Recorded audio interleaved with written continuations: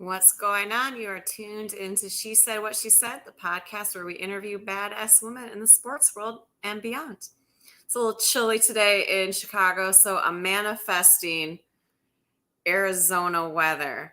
In my heart, it's warm. I went for a run today outside. It was sun, so I did it. But yes, welcome. I guess winter is here. And we're going to have a little fun tonight. I have a co-host this evening. She has been on here many times. I can see her. She's actually stretching in the back room. I don't know if people, the guests might not know that I can actually see everything they do behind the scenes. So when they do weird things, I see the weird things. But we'll calm her down on her stretching. Bring her in, Miss Emma V. Hey. Hey. You were doing some little. I was actually doing my superhero pose. Have you ever heard that psychology? If you stand there for like 30 seconds of superhero pose, it automatically makes you feel more confident, less anxious about something. Really? It's a real research. Look it up. I learned about it in Grey's Anatomy, and then I actually looked it up, and that shit's real. So really, if you're anxious, just do a superhero pose. You're like, okay, yeah, look at that. You know, and so that means also you just saw me kind of like pick my nose too. So that's it's fine. I think everyone with a nose ring sometimes is like, "What's on this thing?" Yeah. Picture again. Okay, we're done with this. Bring it in.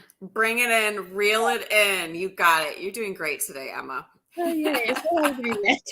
There's always something. My computer went out like 2 weeks ago, and then okay, we're good. We are here. You're here. You're ready to do this. I believe in you. So thanks for coming on. And also thanks for getting my guest. It was funny because last week at the end, she was like, "Oh, who are we on next week?" And I didn't want to say, I was like, I'm actually booked up through like the beginning, hey Frank, of March, but I didn't have anyone for this week. And she had a suggestion. I was like, yes, like this is the type of person I want to have on here. Thank you. Yes. So, But because it is your person, someone that you know pretty well for a pretty good number of years, I will let you do the introduction. Yes, I'm super excited to bring on here.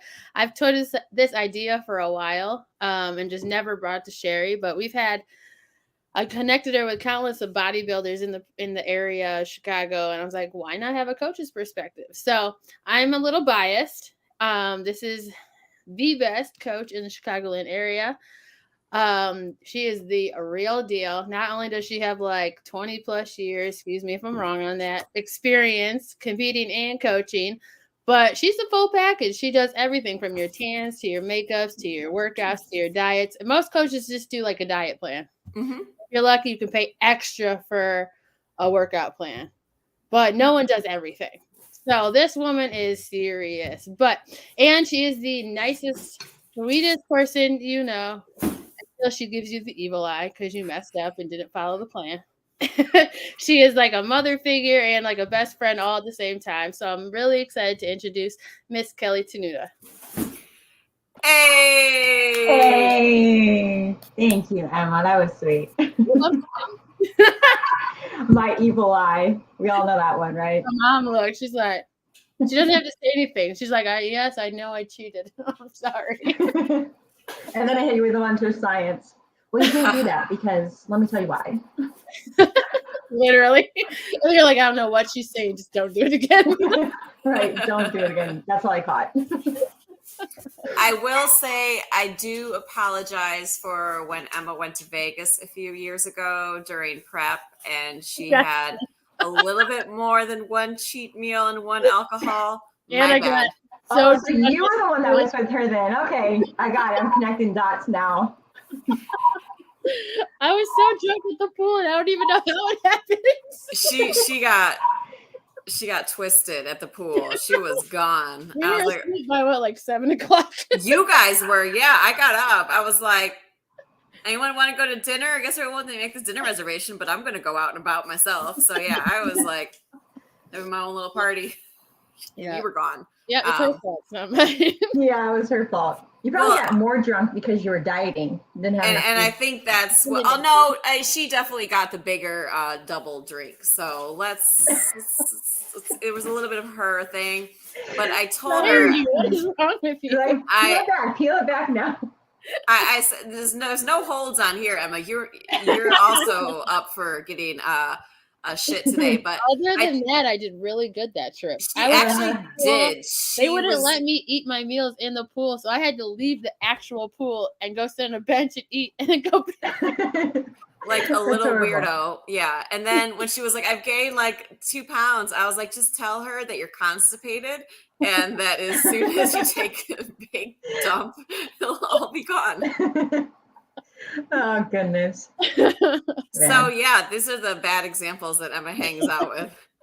So next time she says she's going to Vegas, I'm going to ask with who. This is also the person that I tell you when I tell you, like, oh, my friends are day drinking and I decide not to go. This is them. Their sister or one of them. You know, in my defense, I usually work out before I day drink or as a purposeful rest day. So, you know, I'm only partially a bad influence, like partial bad influence. I actually I like get up in Vegas, like I go running in Vegas. So I'll like get up first thing in the morning, go for a run or go to the gym. So I'm not always a bad influence. I just want to put that out there. So wait, is this like I'm going to run so that I can drink more and eat more later philosophy? No, it's more of like, that's going to get debunked real quick. No, yeah, say that doesn't work. Like, don't answer. No. Stay away from the question. She's about to go down a road. No, it's more of I don't want to fall off my workout bandwagon, and I like to work out when I'm on vacation because I like to run in different places. So it's just to like not completely fall out of shape for one quick weekend. You know, get a couple of miles in first thing in the morning on the Las Vegas Strip. Why not? Yeah. I'm definitely not running. How did you do that? I don't remember you doing that ever. You were still sleeping. I would say you were probably still sleeping. Oh, but I have done a couple. I don't remember that at all. Either that you weren't there. Maybe were you there? I don't know, but I definitely have run on the Strip once, and I was so mad. Fair, that's true. Yeah, you've only done one of the trips with us, but yeah, no, I've gone like running. I've gone to like the "Welcome to Vegas" sign, south of the Strip. Fun. Yeah. So next time, Emma, you can get up early with me and go run, and we can go run to it. I will. Deal. Yeah, okay. She's not going with you this time. I know, right? Yeah. She's like, oh, you said running last time. I'm out. Yeah, I like running in new places, but I hate running like treadmill running. I don't like not going places. And like I can do 5Ks easy. Like if I'm running a crowd, like I don't even have to train for that. I am gone. But like just running like in a familiar area or like on a treadmill, no, absolutely not. I don't run on treadmills. That's why I ran outside today. Like intervals maybe if I'm like doing like a half mile, then if I'm jumping on and off of it. But yeah, just straight running. Nope. I'm either outside or I'm not doing it. Only two Chicagoans run in the Chicago winter. It was sunny out, so it actually wasn't terrible. Ooh, 5 degrees. Good, yeah. I watched my dog 3 times already today in this, and it was not fun. So Kelly, though, we're getting derailed already. Emma's a bad influence, but this is about you. Yes. You, okay, great. The star of our show. Tell us a little bit about your athletic background, like, because usually people don't just like wake up and are like, I'm going to go into bodybuilding. Like, did you play sports growing up? What was your kind of background to like lead into this? Yeah, great question. I played sports when I was younger, but I grew up in the country, so we didn't have a lot of sports offered that you have in cities. So really, I just did softball for a short period of time, basketball primarily, and track. Mm-hmm. So those were my 2 primary sports. And then I think I also did volleyball for a couple seasons as well. But I'll tell you, I guess my journey into fitness was I was modeling in my 20s, And Of course you were. I was doing swimsuit modeling. I was like, I got to be in shape for this. Like, I got to stay in shape. But I was also broke because I was working at like Olive Garden, and what else was I doing? I was working like 3 jobs. Oh, I was doing promotional modeling. And so I was working at Olive Garden doing promotional modeling, and I was like, okay, I got this brilliant idea to go to the gym and be a front desk girl, because then I could get a free membership. So that was my plan. And I went in, and they're like, we don't need front desk people, but we need trainers. And in fact, we'll train you. We'll get you certified in 90 days.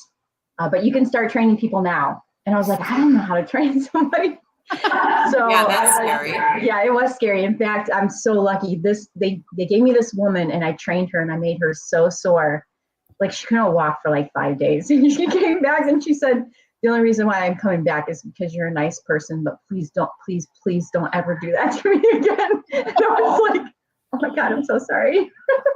It was like the worst. So I was getting trained on training while I was training people. And then I kind of moved up quickly. I ended up becoming the manager. It was a Valley Total Fitness. And so I was managing there. I was still working Olive Garden, and I was doing promotional modeling. So I was sometimes working until 3 o'clock in the morning, and then opening the gym at 6 a.m. and doing it all over. So yeah, that's kind of the start. And I think when you become a personal trainer and you're learning all the things that you're learning, and you're doing it on yourself first, as a guinea pig, at some point you get to that place of being introduced to the sport, and then wondering, can I do that, or do I want to do that? Do I want to take it to that level, right? And when I was growing up, they didn't have figure for the longest time. It was always just, I don't know if you guys remember this, but it was Miss Fitness America, and it was all acrobatics. It was all the fitness division only. So it was fitness division and then bodybuilding, but they didn't televise bodybuilding back then like they did Miss Fitness America, because bodybuilding has always been more of like a fetish. I would say more of a fetish sport. Like there wasn't a lot of like drive. Like people didn't want to watch it. They didn't want to see it, except for like some older guys who were just really into built women. So I was like, I can't do acrobatics at all. That sucks. But when they came out with figure, I remember I my very first year I did a show. They didn't have figure yet, so I had to do a dance routine.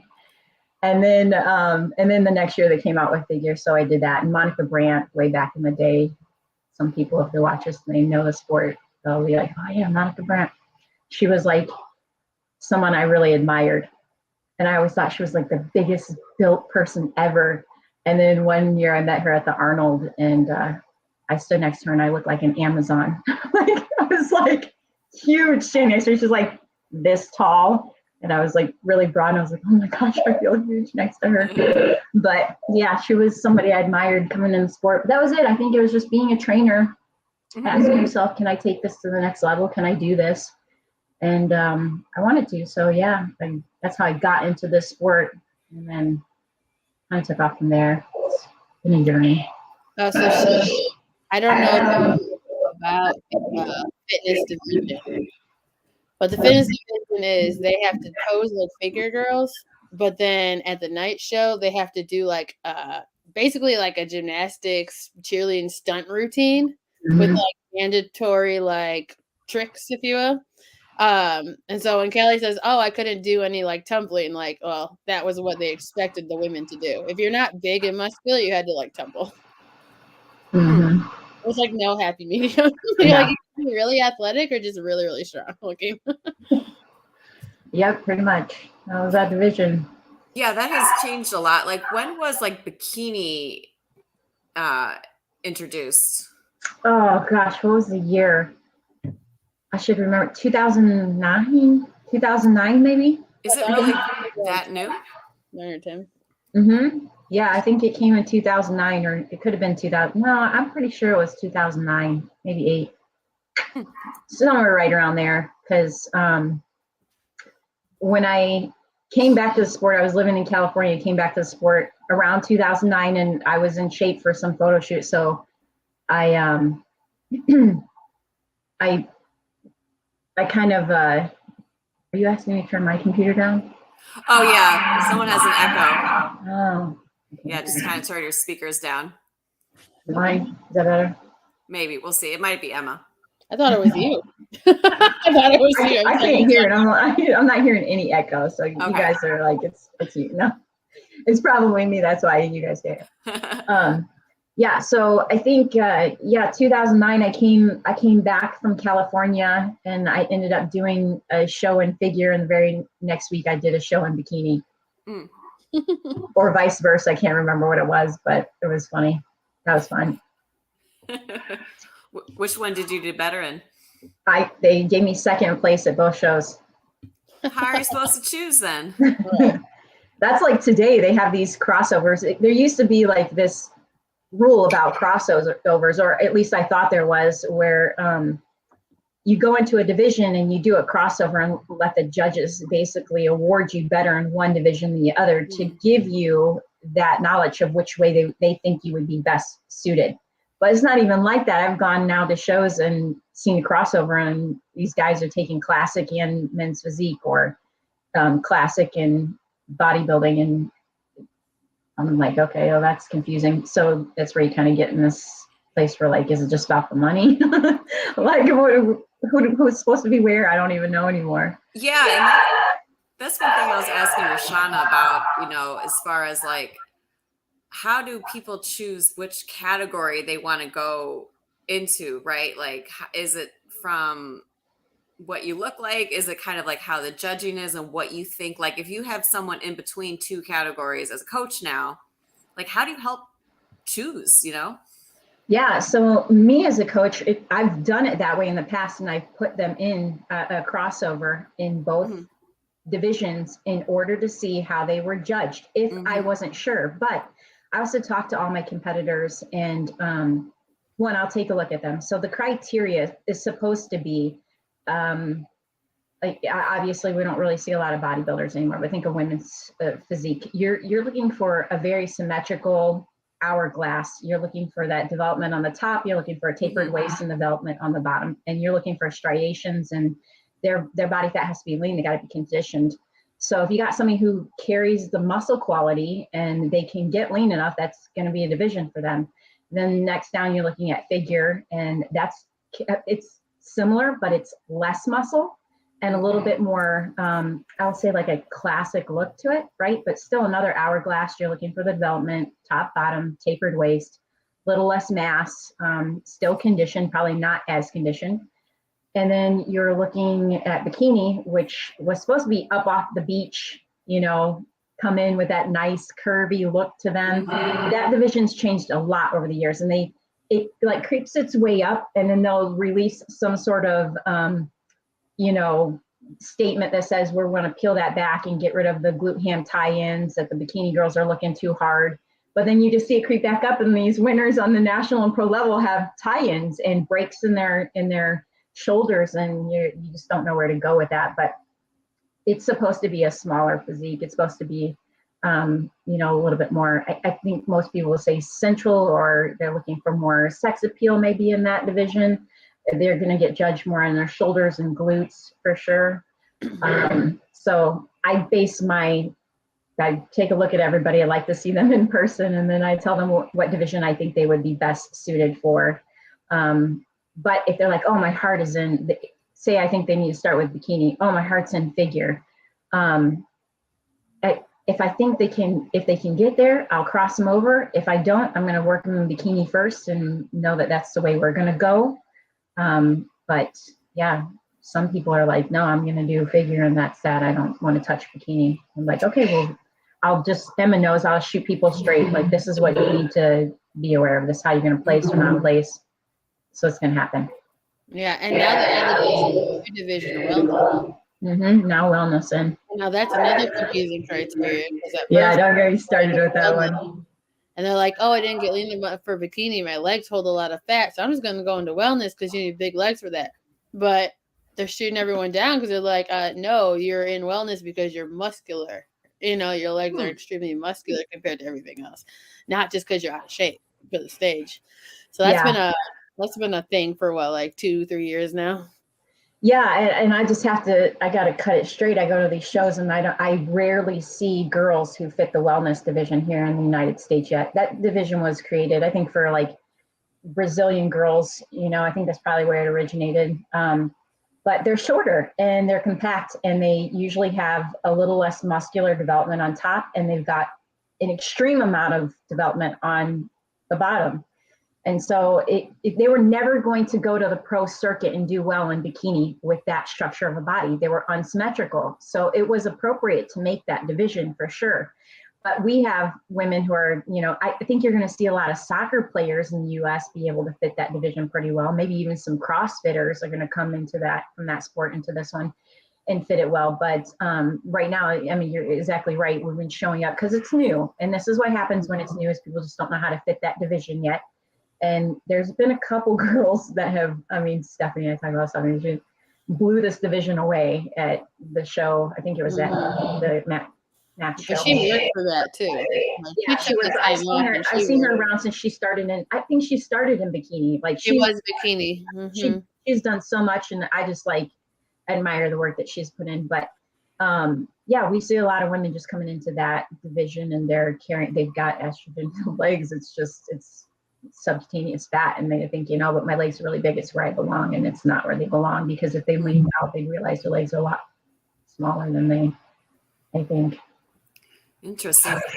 And at which division do they stop wearing heels? Women's physique, right? Because it's the lower. Well, does wellness wear heels? Yep. Yeah. Okay, so it's the 3, because that's what would terrify me, be on stage and having heels? To wear sky high heels and then try to do poses. Yeah, I'm looking at you, Emma. About me. Let Kelly tell you about me when I started. You worked it out. I don't know what you're talking about now. Emma has back in 2018, she called me a boy every posing practice. She's like, "Why do you look so boyish when you walk?" I was like, "Because you were when you were first walking out, you're like." I was like, "What are you doing?" But now you have this cute walk and you do your little. Yeah, I got my little swag now. Nice. So how many years did you compete on the stage? Oh, goodness. Well, I competed for 2 years, stepped away, came back. 9, 10, 11, 12, 13, 14. Probably a total of 8 years. Okay.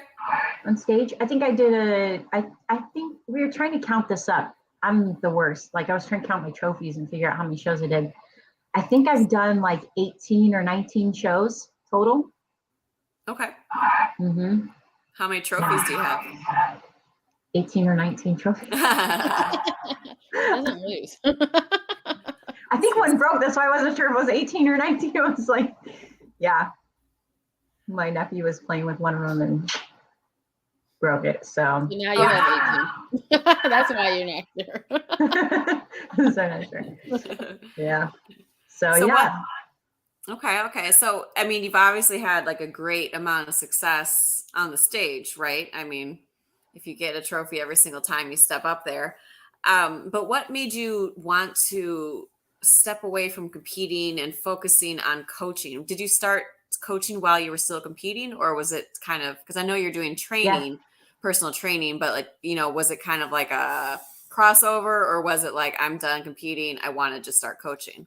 No, gosh. Okay, couple dynamics to this story. I was coaching while I was competing. In fact, there was a junior national show that I was at, and I think I had 5 competitors there that day. So I got up and had to tan everybody and tell them all what to eat. And then my sister tanned me. And I was like, what do I eat? So I had to have her step in at the end and help me out. But I was getting everybody ready. And then I was running to get on stage for my division. And that was the hardest. So that was one of the deciding factors of why I thought as a coach, it may not be fair to compete. And if I did it again, I would either do a show where I had less competitors, or I choose a show I wasn't putting competitors in. Mm-hmm. And the reason is because it's a really, I don't want to say self-centered sport, but it's it takes a lot of your energy, and you've got to really have your focus on to do well. And when I do something, I choose to do it and I come 100% with it. So I want to do the best that I can do. And when your attention is divided or split, that's really hard, because I also want to be a great coach, and I always want to be there for my people as well. And I didn't feel like I was 100% for them, being there, doing it for myself as well. But I also, at the time that I had chose to stop competing, I was hoping to maybe be a mom and, do some other things in my life. And I thought that was the time to do it, but that just didn't happen. And so now it's like every single time I go to the shows, I think you sat next to me before. I'll watch my division, but like, I would have crushed this. I would have crushed this. No, that shit Every time. would have killed me. I'm so glad I didn't do this show. So yeah, I still watch all my divisions or which ones I would be in. I was a figure competitor, but I think I'd have to come back as bikini, just because I've lost a lot of muscle mass from then. And they've moved up in their criteria for muscle. I think these women are not where I was. Like, they're so much bigger now. So yeah, I want to be able to do that. But that's kind of it. I did start coaching while I was a competitor.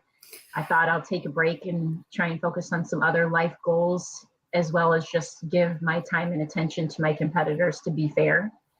And then I just haven't been back on stage. I think it's going on like 7 or 8 years now since I competed. Okay. So hypothetically, if you were to go back onto the stage, how much time would you give yourself to prep? Like, would you be able to get ready for like a November 2023 show, or should we say you're going to be on the stage in early 2024? How much time do you need? Yeah, I think it's gonna take. Yeah, Kelly, tell us when you're going to get back on the stage. Tell us the secret here. Shoot, that's funny. Well, if I did bikini, I think I could technically go back on in spring or summer. This spring, or like 2023 spring? I could go on this spring. 100%. This girl, don't let her play with you. She looks great. I mean, I'm looking. I can see it. So I compliment her butt every time I see her. So yes, that's going to be the hardest work, because it's gotten pretty big.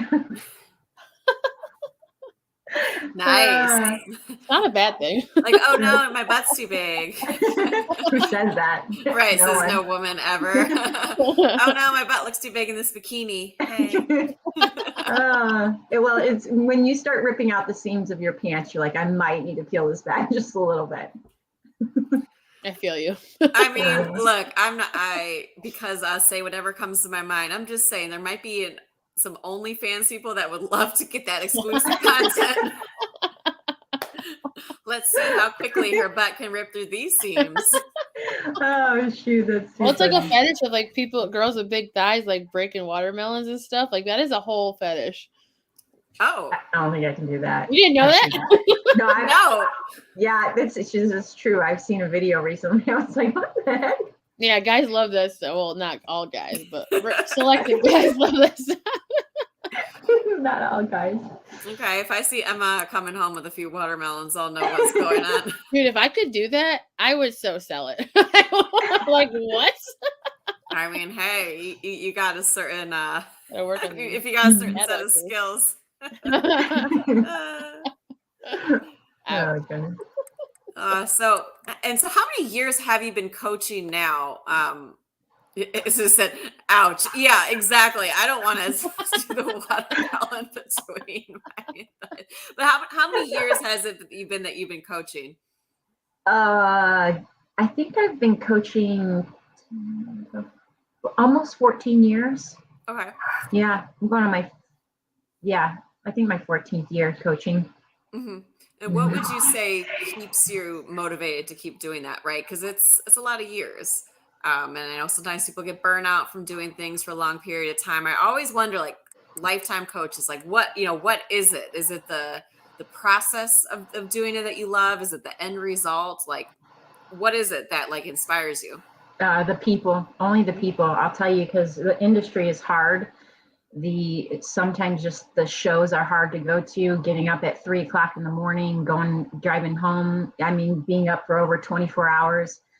that stuff can get hard. But watching somebody come in with a goal and see them put their entire focus into it and being able to encourage them through the whole process and watch them change, and then to be able to stand there with them on that show day and experience the joy that they experienced from being able to do something they didn't think that they could do.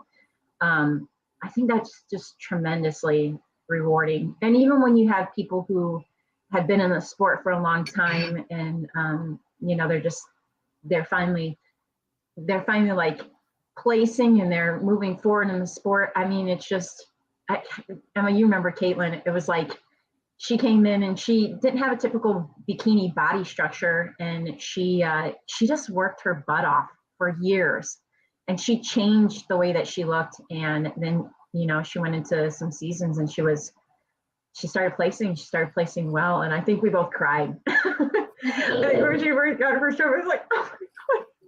Like all the hard work that we had like invested and put into it was just amazing. And so to watch that, I just love working with people and like-minded people. I think, I don't really do a lot. I suck at social media, if you've seen it. And I'm the worst. So I just end up getting the clients I get from like-minded people. Mm-hmm. And honestly, I've just been so blessed to be able to work with the people I work with, because they're good-hearted people. And, I end up getting to know a lot of them and building a lot of friendships there. And yeah, that's honestly what keeps motivating me, because if it wasn't for that, or if I had a bad group of people, I'd be like, no. I'm done. Yeah, because you guys are going on 5 years, right? 6 folders, 5 years. It hasn't scared me away yet. I love it that I haven't scared her away. I love it that you're still doing folders too. You haven't switched to OneNote yet. No. I need someone to build that for me. Okay, right. Please put this out here. I'm the worst. Somebody else built my Excel sheets first, and I was like, I've stuck with it. But I do OneDrive if somebody wants to rebuild my program for me. Perfect. We'll put that out there. But as far as, so Emma's with you for 5 years, do you tend to have clients for long periods of time? Like, I said you had about 50 on the roster right now. Like, what would you say? How long are people normally with you for?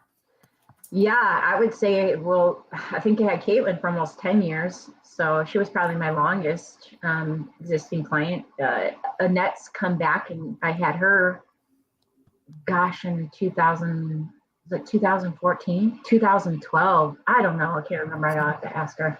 But I've had people come and go, come back, been with me for 10 years. I don't think I have a high turnover rate. There's sometimes people, I have an open door. I always tell people if, at some point my coaching philosophy we don't match anymore. I want you to have a different coach. I want you to go where you need to go. And sometimes people have left because they want more sponsorship and endorsements, and they want a different experience. Some people have left because they would like to do a drug protocol I'm not comfortable with, or won't push, or just not even educated enough about it. I know enough about drugs to be dangerous. I'll tell you that. I know enough to educate people on the dangers of them. And it's not that I'm against it at all. It's just that I want people to do it smart. And I'm a coach who's never going to come out the gates and think that a brand new competitor needs to be taking anything. I don't care if you're a girl, a guy, anything. You just have to experience the sport and figure out if you like it first and foremost before you do any of that. So, but again, I think those are probably the primary reasons why somebody has left, but it's been far and few in between. And I think, again, it's because build friendships here, and people are putting their lives in my hands, really, honestly. I don't know if you guys have talked about this on the podcast, but how many coaches have been filleted in the last 2 years because their competitors have died from poor water manipulation, pulling sodiums when they shouldn't. Just some really stupid things have happened in the sport from coaches who just don't know enough about what they're prescribing. And I think, I want to do my best because people are putting their lives in my hand. I mean, there's nothing there. Like, you're about the education of it. Like, there's a lot of coaches out there that, like, do what I say or don't be here. And people think, oh, well, their athletes look like this, so this is the right person to be with, regardless, even though if I don't know what is happening to my body. And Kelly's the opposite of that. Like, that's why she's so well respected once people like learn about her, because like there's, like I said, there's just coaches out here just like, look, I learned this little bit, so I'm just gonna make everybody do it. And we're just gonna see what happens. When she's like, no, we're gonna do this because your body's gonna do this, and I'm gonna be able to read this about you and this and that, and then we're gonna make adjustments from there. And they're just like, nope, you're gonna do this, and then we're just gonna keep doing it, you know? Yeah. And then people we've get seen that. unhealthy and people get sick, and then they end up in the hospital and they don't realize why. And then like they don't learn until it's too late. And Kelly's about the education through the process. Yeah, a ill-informed bodybuilding coach is one of the scariest things out there. I didn't realize that there had been actual deaths, but I mean, that doesn't surprise me, right? Because you are messing with nutrition, you're messing with hydration, you're messing with strenuous exercise mixed with all these, and that can, and especially if you start to add the drug component into it. So, you know, before you came on, I was asking you about, you know, as far as how many men you trained, right? You said you have about eight of the fifth year men, but how a lot of guys kind of jump into the sport thinking they need to be, you know, geared up right away. I mean, what do you say to them? I mean, did you just say find somebody else, or like, you know? Well, sometimes I have, I think, gosh, I've educated a couple guys on what they're trying to get into. The guys who come to me aren't asking, they're not coming to me because they want to do drugs. They're most likely coming to me because they heard I'm somebody who knows the science of food and exercise, and they want to try doing it without it first. So I would say more guys come to me for that purpose. Or, you know, I've just known them forever, and they're like, I wanna coach with you. So I would say that's it. There's been guys who have stayed with me and they've done drug protocols over time. And you know, I just have to know what it is in order to know how to load the food, because it does go hand in hand, you know. But then there's guys who move on and go to other coaches to do that, and I've always supported them in that, because, you know, if they can get that piece somewhere else. But I've also made recommendations. I think this is the sad part. I'm not peddling drugs in any way. I'm not saying that's something that you need. If you decide you're going to do that, I'm going to educate you on what you're doing, what's going to happen, what to expect. So that's first and foremost. But I think there's some guys or coaches out there who they do well with their protocols. I'm not trying to support drugs, but they do well with their protocols, and they know how to take people off them appropriately and to help these people, you know, have a good on and off season. And so if they tell me that that's the reason or that's what they want to do, then those are the people I usually often refer them to first. So. Yeah, it's a reality of the sport, right? So putting your head in the sand and pretending that it doesn't exist isn't going to help anyone. Yeah, certainly. Yeah, it's a huge part of the sport. And I think for most people to go to a national and pro level, it's a lot of it is, for some people, it's really going to be required. You know, they're missing some body parts and they're going to have to build them. They may need that extra step. I just personally always say you have to know first that, because statistically, this sport, people in this sport they do one show and they never come back. 70% of people do that. They come in, they try a show, and they never come back.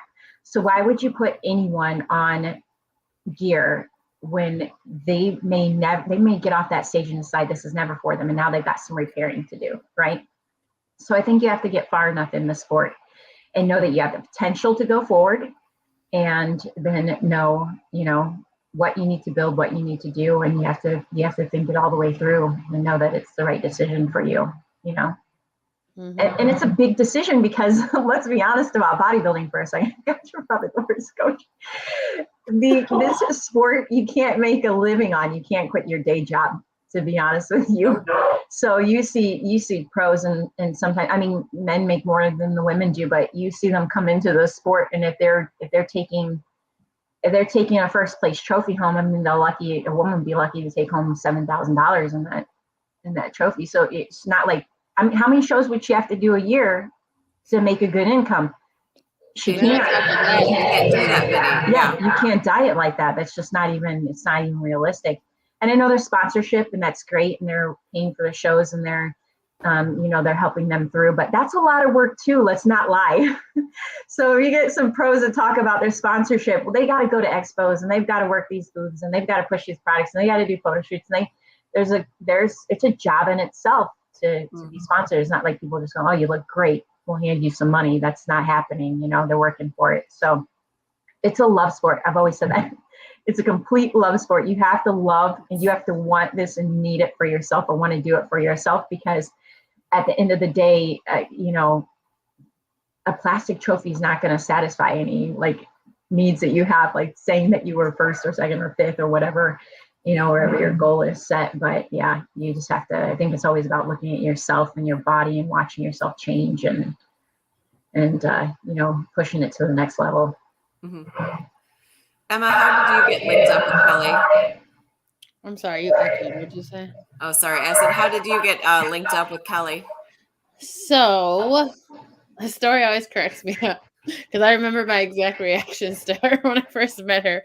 But so Torrance's best friend Devin is a longtime, or was, she's now retired, a longtime client of Kelly's. Okay. And this is back in Torrance and I, our first year of dating.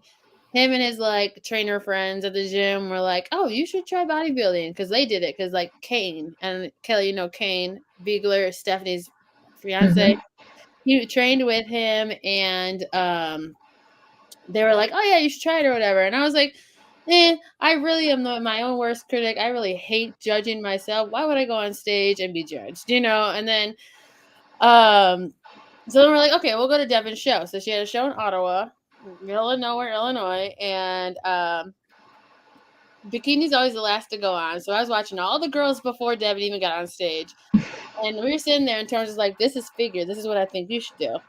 So I'm sitting there, and I'm looking at these girls, and I'm like, the competitiveness in me was like, I could do that. Well, maybe I could do that. No. Maybe. That was my whole thought process during the show. So then we went out for a lunch in between shows after the morning show, and I didn't really talk to Kelly at all the whole time. I was talking to Devin's mom and dad and whatnot on the opposite side of the table. And right as they were getting up to leave to go back to the hotel, Torrance swung me around. He's like, so this is Kelly. And then walks away, and I'm like, hi. This is awkward. And they're like, I don't know. We just started talking about oh, you think about doing a show? Maybe, small talk.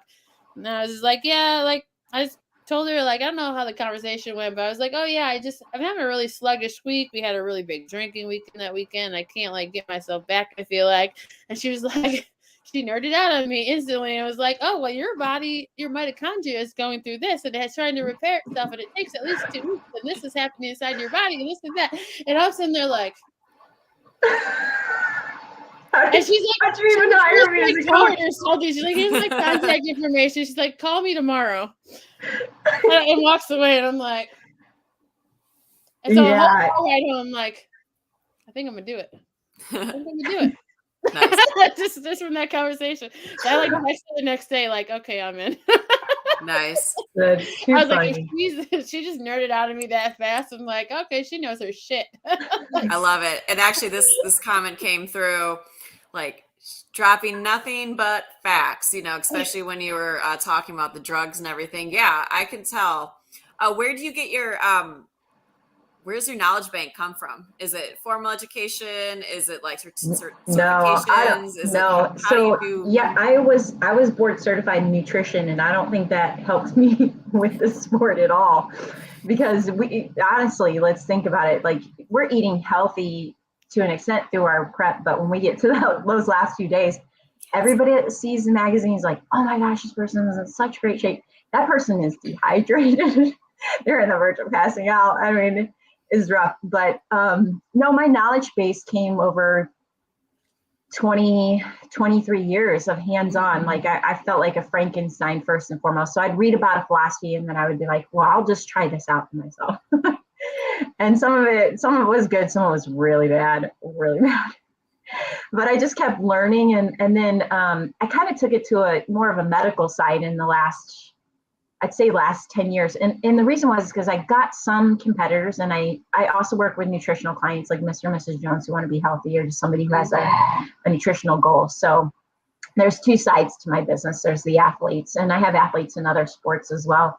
And then just people who wanted to be healthy. And I got some dietary restrictive people. So I had to start studying and taking courses. I was just taking some online medical courses with some naturopathic doctors and stuff over the course of the last few years, and learning how to treat Hashimoto's. Or, you know, when Dev came on, she was type 1 diabetic, and I had worked with, I think, one or two other type 1 diabetic at that time, but she helped me grow the most in my knowledge, because she was so diligent about testing her sugars and graphing it out and showing me the results. And so I got to learn a lot from her. But yeah, it's just been people who have come to me, and then they've got something that I need to treat or I need to be wiser at. And then I found a course, and I try to every year between our last show, which used to be November, now the show is December, but and then our next show is like March, I'll take some sort of medical course in order to grow my knowledge in some area, you know. So it's been hands-on. It's been years of just researching and studying. I took, you know, nutrition, and I took all my training certs, and I learned a lot from that too. But I'd say it's just been more of like really experimenting and trying these things out, and listening to some really good like doctors that I admire, and learning that way, honestly. And this comment really puts it in perspective, right? Like bodybuilding lifestyle versus real life. Because we have to separate those two. Like, you cannot have the bodybuilder, you cannot be in extreme prep mode 24/7. Like, this is not real life. What you see on stage is not real life. It's like accumulation of what is the typical cycle that you put? Like, is it like about 16-week for a prep? Does it, you know, depending on the athlete? Yeah, it depends on the athlete. So last year, Emma, what we had, was it four people who had over 45 pounds to lose? And she lost over 100, or close to 105, I think, total. And she got on stage and she actually placed. I mean, this is remarkable. What she did was remarkable. But in that case, she had to take almost a whole year from where she started to get to where she was on stage, and she did 3 or 4 shows. So then she started placing in the last ones because she just kept getting leaner and leaner. But I think if you got somebody who has a pretty good fitness foundation, and you know, you check all the marks, like you look at what they've been doing for workouts, you look what they've been doing for food, you can straighten some of that up, and they've got less than 25 pounds to lose, I'm going to start them around 12 weeks out. So that's a normal phase for me. Now, I'm going to always push them to do more than one show, because especially if they're natural competitive, they're going to come in leaner. Each show they do, they're going to come in a little bit leaner. So that's important to make sure they do more than one. Plus, they're usually super nervous. So their first show, they're just working out all the kinks. You know, so. Like Emma walking onto the stage. Yeah, like doing it out. It took me my entire prep just to learn how to walk. But you learned, so that's all that matters. I did. And then, you know, they're going to stay inside that phase or that deplete for as long as they have shows. I don't push that extra far, especially if they're new, or there's a lot of factors. If they came with a really slow metabolism already, it's going to be really hard to keep them in a show season for a prolonged period of time. If they came with a really strong metabolism, I could probably keep them there a little bit longer. But I really believe that bodybuilders should live in one of 3 phases. This is my philosophy. You're either inside a deplete, right? You're prepping, you're show prepping. Once your shows are over, you're going to go into a reverse. And I know there's a lot of coaches out there say reverse dieting is a joke. It's not a joke. Your body has literally, especially if you went on a low carb diet, your body doesn't know how to absorb those macronutrients properly anymore. You'll blow up, and you've seen people do it. They eat sugars and they're 30 pounds up in 1 month, right? Yes. It's because their body didn't know what that was anymore. Didn't know how to to get that many calories in and actually absorb it and utilize it. So you have to do a reversing phase with them, where you walk their food back up slowly, and usually a lot of times they'll turn on fire. and you end up repairing or building a stronger metabolism. So, and that was what happened with Caitlin, because she started with an 800 calorie metabolism. And then in our last season, she was at like a 2,400 calorie metabolism because we just kept repairing in her reverse season. So we go reverse in which you're normal. And you kind of know because your water's regulated. For women, they're going to have their menstrual cycle back if they lost it. You're not craving, when you come off shows, you start binging. Some people have these binge sessions, which I really, really try to move them away from. Like I put the fear of God in them, right? And I'm like, if you binge for more than There's the eye. it's over. Show us the eye. Show us the look. I can't even do it right now. What is that? So yeah, I do that. And then they go into a building phase if they need building, So there's 1 of 3 seasons for a bodybuilder in my mind. They're depleting, they're reversing, or they're building. And that's all year long. You're in one of those phases. It's simple, but it's not, because like I work out at Quads. There's a ton of bodybuilders there, and that reverse dieting, that is so true, because I have seen, like you said, 70% of the people don't get back on stage. You'll see someone that's been on the stage, or maybe not their first time, but they're still kind of more amateurish, and then then you don't see them in the gym for a while, and then they're like and that's a huge no-no right there. You're making a great point, because you actually have your best muscle building phase like 6 to 8 weeks after a show. Your body is reabsorbing macronutrients, and everybody knows you go in and let's say you just think of even when you get your cheat meal on a weekly or something. Most people like to get their cheat meal and then go do legs the day after, because they're like, or 2 days later, and they're like pumped up. They're like, I'm looking great. I'm feeling so full, right? Because the body got that reprieve and it utilizes those nutrients really well. And if you do your reverse season really well, your body, you won't lose your energy, and you'll be able to go in the gym and have really great workouts and do more muscle building in that phase. But most people who don't reverse diet, it's shit in, shit out, right? Yep. So they're literally eating all of this crap, and then they're too lethargic to go back in the gym and do what they need to be doing to get the greater workout, to get the better muscle build, right? So that's just my philosophy. And even on my builds, I don't do dirty bulks. I do clean, or 80% clean, because I'm going to keep your energy high. You're going to have better workouts. You're going to lift greater weight, and you're going to be able to just do more. I'll tell you, like, days that I don't work out are going to be days that I'm going to eat maybe worse food. Like I will never eat like a shitty lunch and then go work out later. It doesn't work. Like you have to, and just like you can't, run off the alcohol from the night before. Like, these things that people have in their head none of it works. We have a question coming in.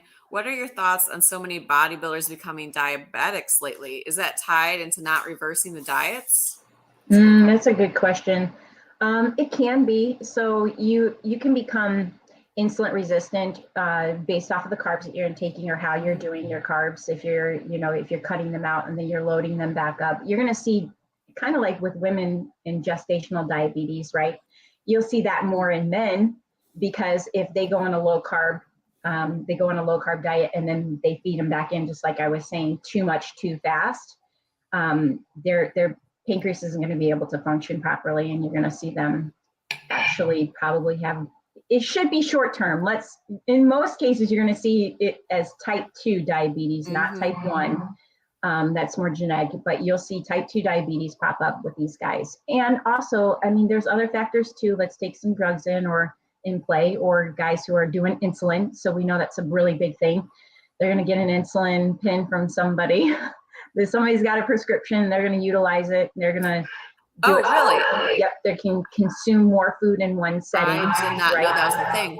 Yeah. And they're going to trigger themselves into type 2 diabetes for sure as well. So there's a lot of factors that could be in play why we're seeing bodybuilders becoming type 2 diabetic, but I do think very much so it's dietarily related, or however they're doing their protocols. For sure. Yeah. That was a good question. Good job. Yeah. I love it. I love it. I love it when Kelly nerds out. I know. So because now I want to know, like, Kelly, Right. what are you learning? Because you said in your off season, you're usually taking a class or like learning something. What are you learning this off season? This one's a hot topic. Okay, this season I've been actually learning more about vaccinations and the damage that they're doing. And so, just to tie it back into bodybuilding, because this is dangerous, and I just want to put it out here. We've got bodybuilders who, even if they're not doing drugs, right, they're going to enlarge their heart because they're building a massive amount of muscle, and you have to have an enlarged heart in order to pump blood to all that tissue, right? So I think we can all agree, we've got somebody putting on a lot of muscle, they're going to have an enlarged heart, right?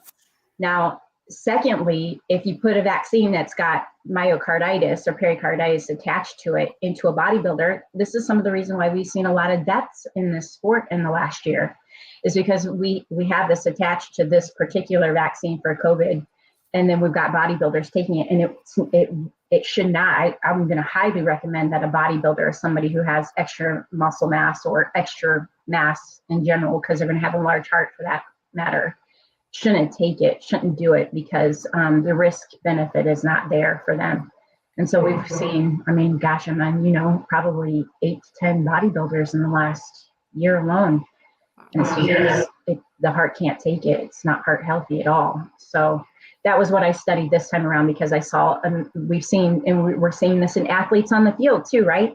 So I just wanted to study this in further detail, because people do ask me, hey, Kelly, what do you think? Should I do this? Should I not do this? Right? And so I need to know risk reward or risk benefit.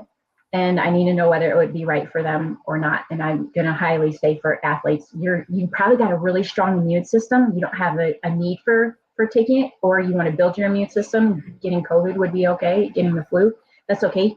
I don't know if people know how natural immunity works, but you want all the healthy people to get it so that they weaken the virus, right? Or the bacterias, or whatever it is, right? And then they pass it along to other people, and it just gets weaker and weaker and weaker. And then that's how you get through that. It's natural herd immunity. But I think athletes in general got to be really careful with this, because they have linked, and the CDC has linked it to myocarditis. So you got an enlarged heart, you might want to pass on that one. So that was the studies I did. This time around. You weren't kidding when you said a hot topic. Oh yeah, we will go crickets. I was like, oh, hot topic. Are we talking about hot pockets too? We can. What is your, I know you're not like a big thing of bingers or this or that, but if you're going to do a cheat meal, what are you going to do? It's not a cheat meal, guarantee it. Listen, I've been sucking at the cheat meal. There's like this restaurant right around the corner from my house called Rockavino's, and they have the best chicken marsala, and I get that every stinking week. I don't know, but listen, I need a real cheat meal. I need I'm like, that's not a real cheat meal. I know. I was like, I'm sucking at this lately. Pumpkin bars. Every yes. fall I bring her pumpkin bars. You know what? She's right. So the truth is, I have a sugar addiction. This is funny.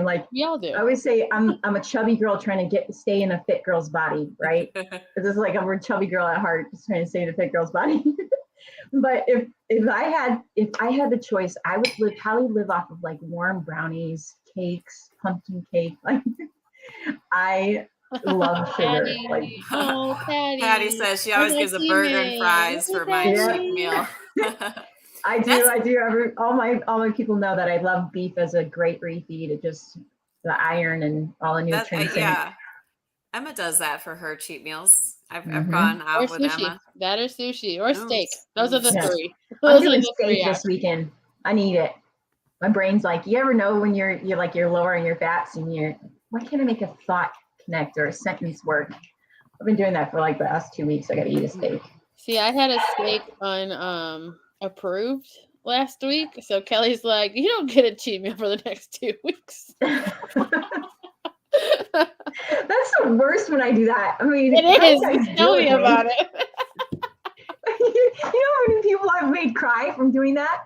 Do I get a cheat meal this week? I'm like, no, I'm sorry, no, we're gonna have to push through. Dude, it is the most heartbreaking thing. When you're deep into prep, and then she's like, no. I'm sorry. And you're like, you're not sorry. The texts I get later. So basically, I look like crap. I don't even know if I should be doing this anymore. I mean, it's so bad. I'm not even going to cheat meal now. I'm like, So Kelly, I want to ask you about another slightly controversial topic because I know you're going to give me your true honest opinion. What do you feel about someone being vegan and also being a bodybuilder? Do you think those two things can go hand in hand? Would you accept a client? Sure. Yeah, I work with some vegans. Yep. Mm-hmm. Yeah. Hey, Kendra. Hey, Kendra. I do. Oh, hey. Look at the OCD showed up tonight. Hey, my nephew. What's up? Yes, there are people. Yeah, I do work with some vegans and vegetarians. Mm-hmm. I'll tell you, here's my philosophy on this. I'm not taking that away from anyone. Some really great studies show we're amino-based organisms. So that means that we need our proteins for sure. Mm-hmm. Getting that in a plant-based is really, really hard to do to meet all the viable nutrients that you have to have. So people who are going to be vegan, I'm going to support them if there's, let's say they got cancer or an inflammatory disease or disorder. Sure. A vegan diet might work really well for them because cancer can't grow in an alkaline environment, and that's what vegan does. But I will tell you, if you're not steering away from animals because you hate animal cruelty, that's not where you live there, you don't want to do any of that. I support that, you want to do that, but I'm going to educate you. I'm going to tell you what's going to happen. And here's what's going to happen with most vegans. Yes, there are some vegan bodybuilders out there. They're great. And they're spending an astronomical amount, probably like people doing gear, on their supplementation, because your body will start feeding on itself about after 3 years or so. And if you've ever noticed somebody who's a vegan who either you see different body styles, they might have like a muffin top where they're accumulating a lot of midsection fat, right? Because they're not maneuvering their proteins and their carbs properly. Or they tend to get really gray in the skin. They kind of look a little bit older and dull, they don't have that healthy look to them. And that's because they're not getting all the minerals that they need into their system. And they're not getting all the viable nutrients that they need, being an amino-based organism. Mm-hmm. So if you want to be vegan, you have to be prepared to spend a lot of money on some really good supplements. You need your K2s in there. I mean, I'm going to for sure always put a vegan on CMOS out of the gates for sure. But yeah, I will work with a vegan. I think vegans can be bodybuilders. I think I'm going to put them more in a natural organization, and because they're going to stand up maybe next to some muscle who, hasn't had the gear and the extra help. So I want to keep them natural and do it that way. But yeah, do it. I've always wondered that one because I eat protein. I eat a lot of protein, and I know some vegan athletes. I know, and I obviously support. I'm never gonna like judge you, like, hey, you shouldn't do that. But I wonder, like, how do you make sure you get enough protein? How do you make sure you're getting all those amino, blocks that you need? Are you only getting too much because you need them all, right? Yeah. To build it. And I like kind of, but then also in the same sense, like, you can eat a shit diet too, but it's like, if you're not getting chicken breast or something that has those building blocks in it, I do worry about people's health long term, because it's like, it's hard, and you're spending a lot of money. And sometimes like the vegan things, and I also wonder, like, what is in this fake meat, right? Like, yeah, well, that's the thing. So one of my best friends, he's a vegan, and he does whole natural foods. He is healthy. He is extremely healthy, and he's sticking to he's traveling the world. So he's getting agriculture that we don't have, and he's getting access to foods that are way more quality than what we have. And he's doing great at it, but most people, and I think I can't remember what that Netflix show was that came out, and it was all about being a vegan, and everybody, and even I did. I was tried it out for a while because I had an inflammatory disorder, and I was like, I'm gonna try this out. And here's the greatest thing about it: again, it's an alkaline diet. So if you have inflammatory issues, you're going to feel great out of the gates. You're going to feel good your first year. You're going to feel like this is for me. I don't know how anybody doesn't support this. Feels so good. I mean, you don't have aches and pains the same way anymore.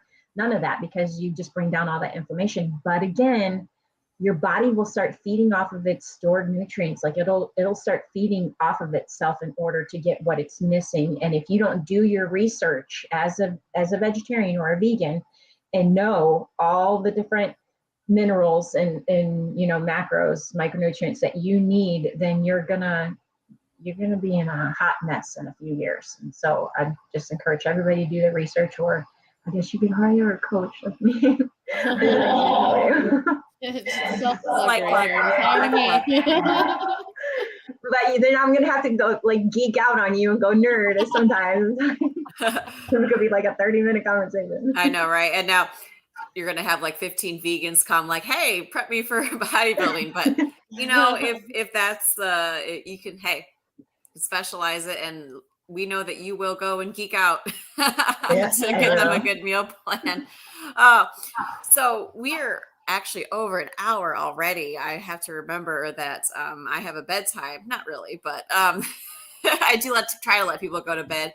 But a couple quick questions. I mean, when are we planning on getting Emma back on the stage? Oh.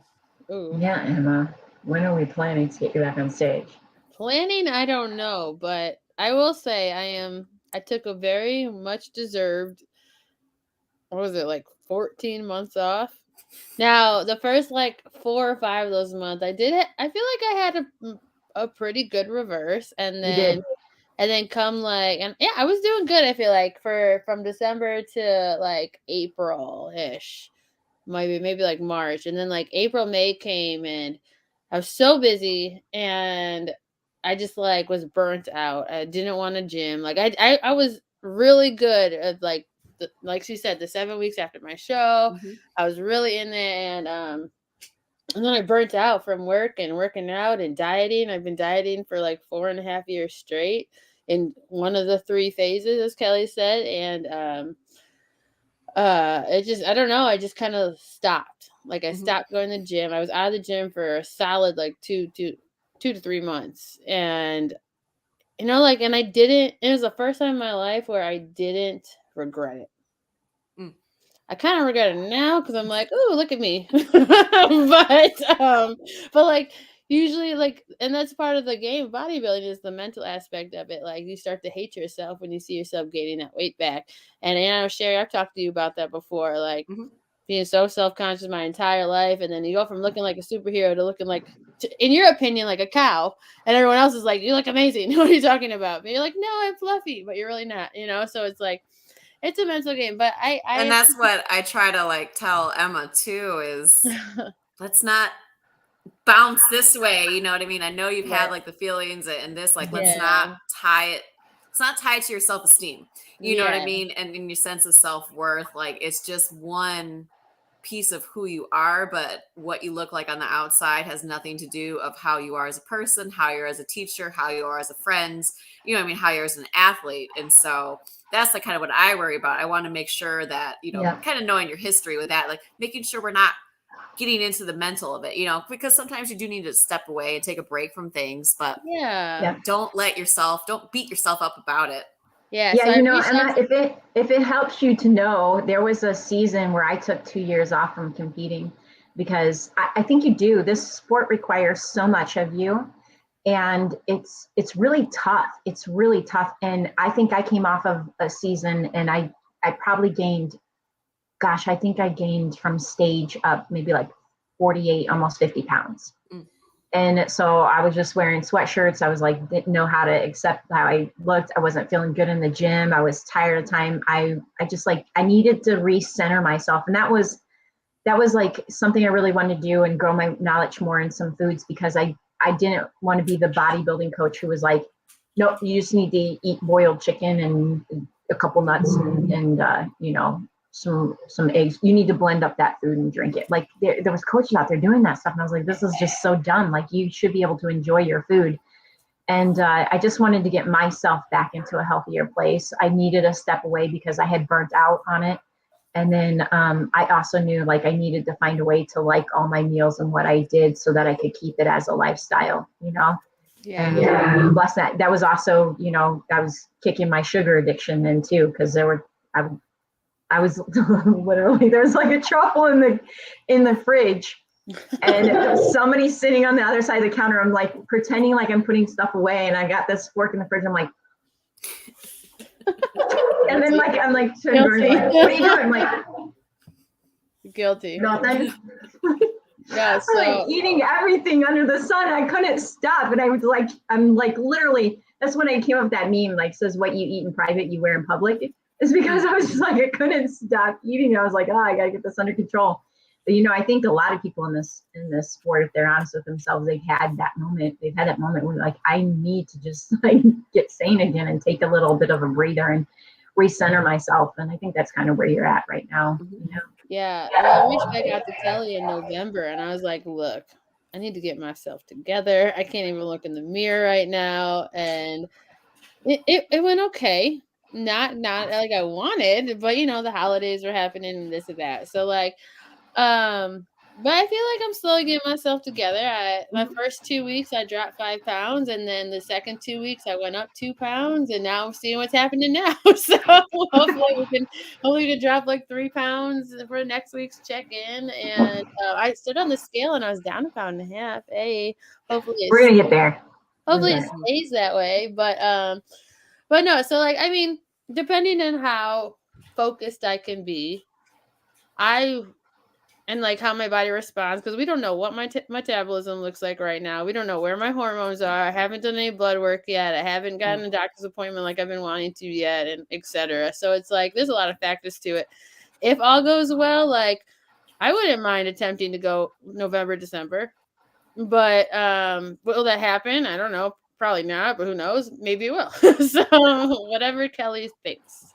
Yeah, I don't think it's out of the question. I just, you know me, I'm always going to promote like mental health first. And so I always say this to people because they're like, I got to get on the stage. I got to get, you know, I got this goal. It's in spring. It's like, and then life factors happen. And I've always said like what happens in life will be more important. The stage, God willing, the stage will always be there. So get yourself right and do what you need to do to center yourself, because it is a hard sport and you've got to be ready to focus and give what you can give in the way that you need to give it in order to do well. And most people want to do well. So, you know, I always think that you've got to get yourself centered and right first before you do the show. So yeah, and I have this goal where I don't know if Kelly agrees with me, but I really want to switch divisions.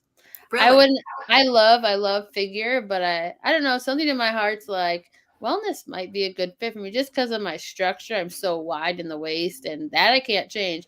When I'm at like 8% body fat, I'm still wide. Like it's just who I am as a human, you know? So it's like, and I love big, like muscular legs. And that's always been a goal of mine to grow them. And like Torrance wants me to grow them too. So we're just like all on the same page here. Yeah, he does. And so like, Torrance is like, yes. So as we're attempting to do like a clean build type of situation over the next couple months, like I'm working out legs pretty hard just to see like what maybe I could pull off in the next couple of months, if anything, you know, or like, so I don't know. We'll see. Yeah, here's what I'm just gonna put this plug in here. You know, it's on record.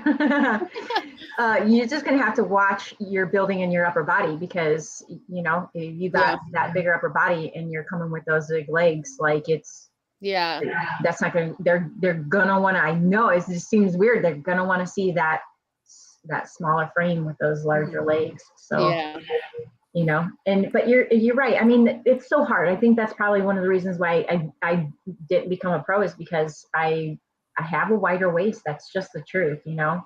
Sandy said that to me when I asked her feedback, and she's like, you've done amazing things. You have great muscle development. You're gonna stand against some of these girls that got 20-inch waists, and that's going to be the hardest part for you. So I've always had a wider waist as well. That's probably the one thing that's held me back. It's the only thing that's really held me back, I think, to be honest with you. I could come in more conditioned, but is really it. So I think you can hide some of that in that division, you know. I think because my best poses were always my side poses because I'm twisting my waist. Like my side poses are killer. And so in wellness, like your front pose, you're twisted. And I'm like, maybe I can hide it a little bit. Yeah. Yeah, So- I think you can. I think you can hide a little bit in that front twisted pose. And the only one where seen is in the back, but your legs would be separated, like unlike figure. So it would still make your waist look smaller. So Interesting. we'll see what happens. Stay tuned. We will stay tuned. And I'm curious too about that because I don't know. I've heard about the wellness division, but I haven't really I'll show you pictures. Looked, a lot into it.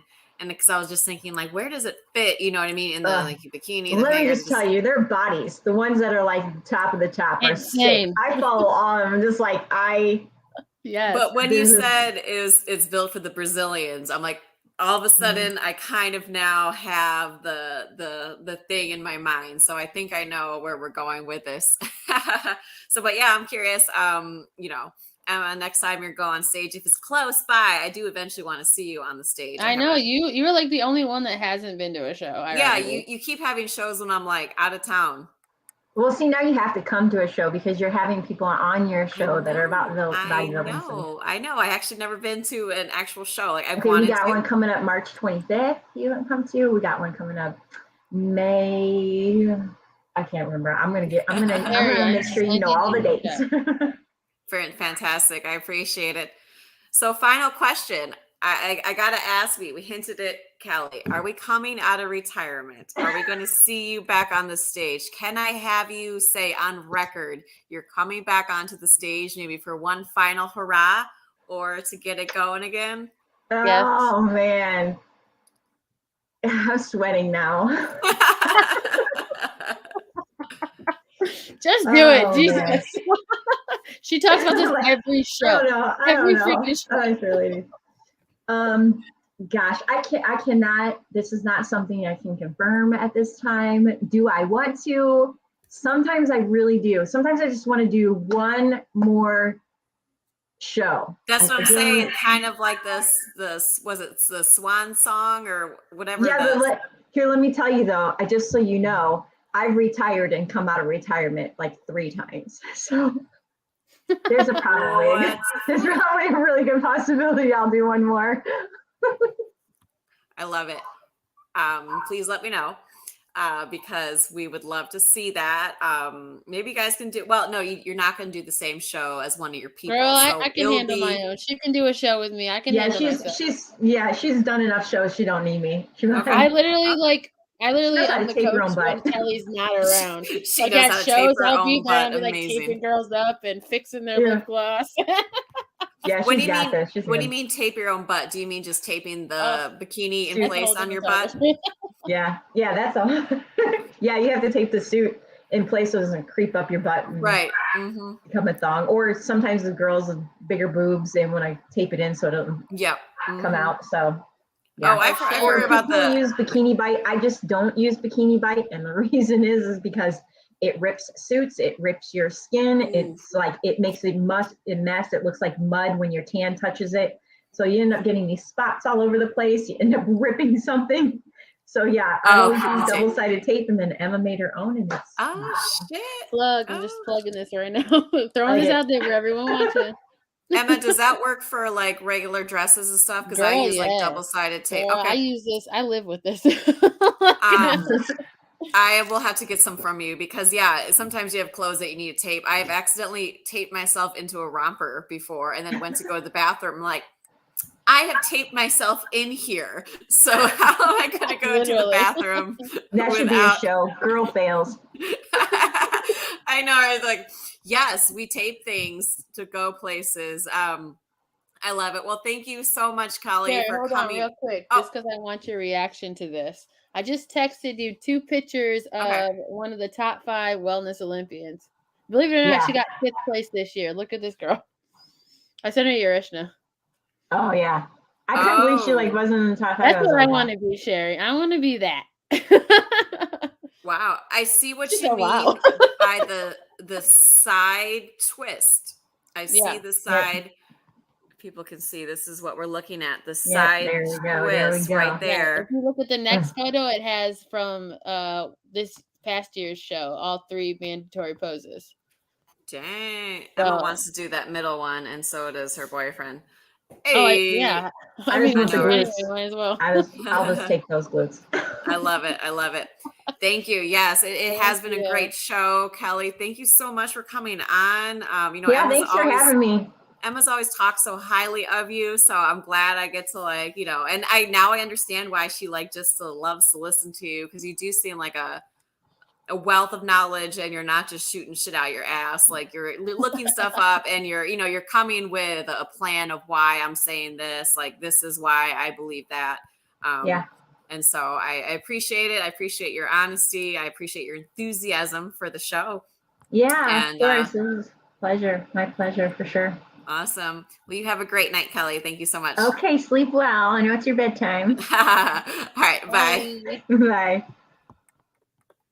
Bye. Thank you so much, Emma, for bringing her on. You're welcome. I knew she'd be great. She was nervous. I'm like, why? No, just talk. No. Yeah, exactly. That's all the show is. Just talk. Yeah, well, that is yeah. And so you're thinking maybe November, December? Yeah, we'll see. So yeah, I don't know. We'll see what my body does. It's all about my body. Like she said, we got to make sure my metabolism is okay. If not, we have to spend the months fixing that before I can even think about a prep. So if come when my blood work gets done, if things aren't in order, then we're not even going to try to prep this year, right? Okay. So we're going to be in fixing mode, because who knows what all that sugar and alcohol has done to me. Oops. but yeah, so. Fantastic. Oh, I love Kelly so much. She makes me happy. Yeah, and so I keep learning more and more about bodybuilding, and I'm never going to do it. I'm never. You should. No. Me dieting is going to be, and you know what, part of it too is, how I work out, like putting me on a set program to just lift body parts. I just die of boredom. I just get bored in the gym. I want to jump on something or climb something or, run over something, and just tell me I can't do that. Yeah. I need my freedom, but I can definitely respect the athletes that do it. And that's why we do HIIT. So part of our cardio is HIIT, because one, it'll lean you out faster, but then it brings the fun back. It makes me feel like I'm still an athlete. I can do plyometrics for at least 10 minutes a day, and it just kind of satisfies that need there. So exactly. You seem to thrive with it, and I'm glad you enjoy it. It's not for me, but that's okay. I know. No, I've had people for years Sherry, get on the stage. Oh, you wouldn't need that much for prep. You only need like a 12, 60 week. I'm I'm good. Thank you. Thank you. So a cool thing about Kelly's clients is, she does lifestyle, but one of her clients was also Miss USA. Oh, yeah. Wow. I believe she won Miss USA. No, did she win? I think, I know she was Miss Illinois. I don't remember. Okay, she competed. I mean, but either way.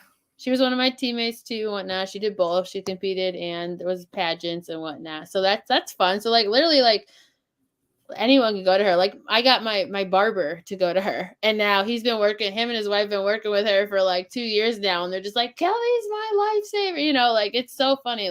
She will help anybody reach whatever goal they have. So yeah, that's amazing. She's great. Well, I appreciate you, Emma, coming on. I appreciate your colorful commentary as usual. And I'm going to get some of that tape from you. Because Sparkle get suit tape. Hell yeah. And on that note, this has been a Chicago Clubhouse Network production.